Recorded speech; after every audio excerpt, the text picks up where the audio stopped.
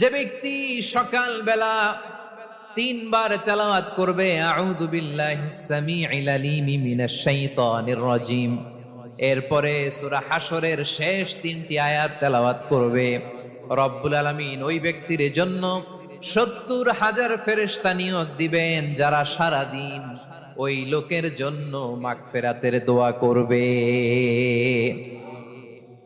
শুধু এখানেই শেষ নয়, বিশ্বনবী ফরমান ওয়া ইন মাতা ফি যালিকাল ইয়াউমি মাতা শাহীদান, ওই দিন যদি ওই ব্যক্তিটা ইন্তেকাল করে সে শহীদ হয়ে কিয়ামতের দিন আল্লাহর সামনে দাঁড়াবে।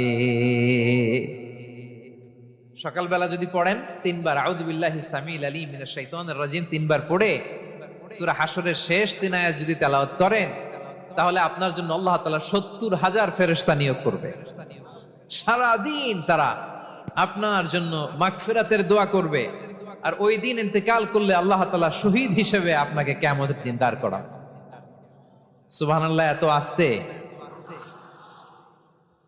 আবার সন্ধ্যাবেলায় যদি পড়েন সারা রাতের জন্য ৭০,০০০ ফেরেশতা মাগফিরাত